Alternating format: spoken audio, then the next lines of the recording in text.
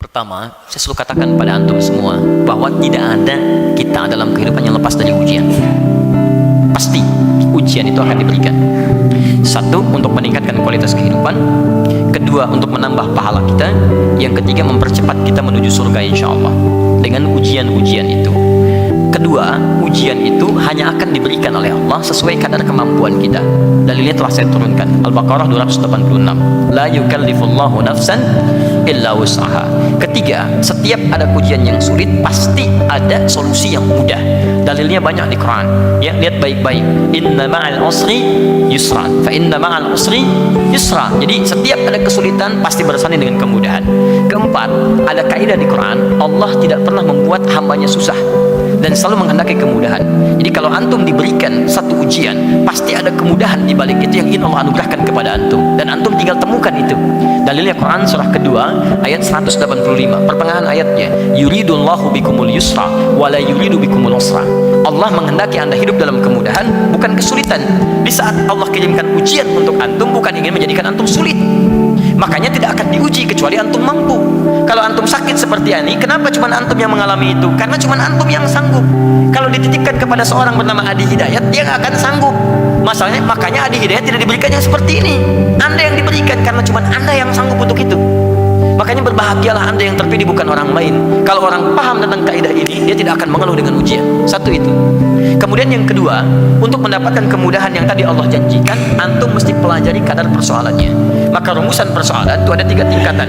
Alhamdulillah. 1 yang ringan, 2 menengah, 3 berat.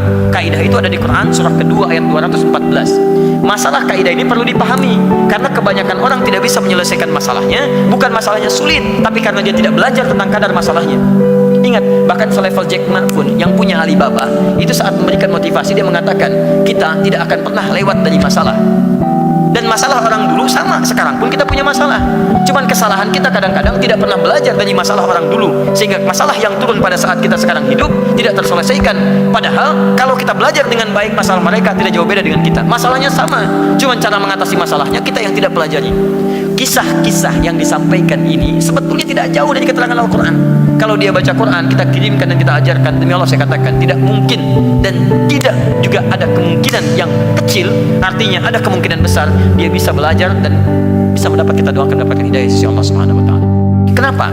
Karena cuma ada di Quran keterangan-keterangan yang mengisahkan kisah-kisah masa lalu yang ditutup sebagai ibrah bagi umat di masa depan. Allah kisahkan Fir'aun, sampaikan supaya kamu nanti tidak seperti ini. Allah kisahkan Qarun, Allah kisahkan Nabi Ayub dengan penyakitnya, Allah kisahkan Nabi Yunus dengan persoalan kehidupannya, dan selalu diakhiri dengan kalimat yang indah. Allah akan berikan solusi pada orang yang mengalami peristiwa yang sama. Artinya peristiwa itu akan terjadi di masa depan dengan cara yang berbeda tapi dengan solusi yang sama.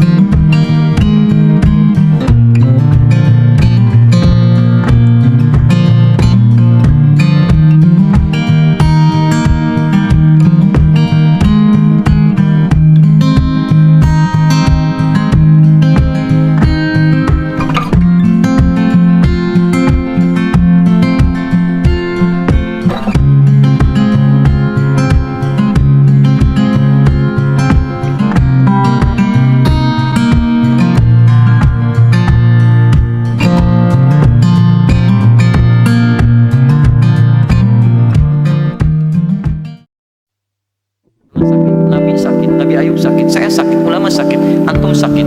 Kadar sakit antum ini, bagaimana cara mengatasinya? Turun kemudian Quran surah ketiga Ali Imran ayat 142. Itu urutan-urutan untuk solusi berijtihad. Ya, apa diantaranya? Am hasibtum an tadkhulul jannata wa lamma ya'lamillahu alladhina jahadu minkum wa ya'lamas sabirin. Satu, Allah dengan turunnya ujian itu ingin mengantarkan Anda ke surga dan menuntut Anda untuk serius mengatasinya. Kalimatnya menggunakan jahadu dari kata al-juhdu, punya 3 akar kata. Satu, kesungguhan merencanakan disebut dengan ijtihad.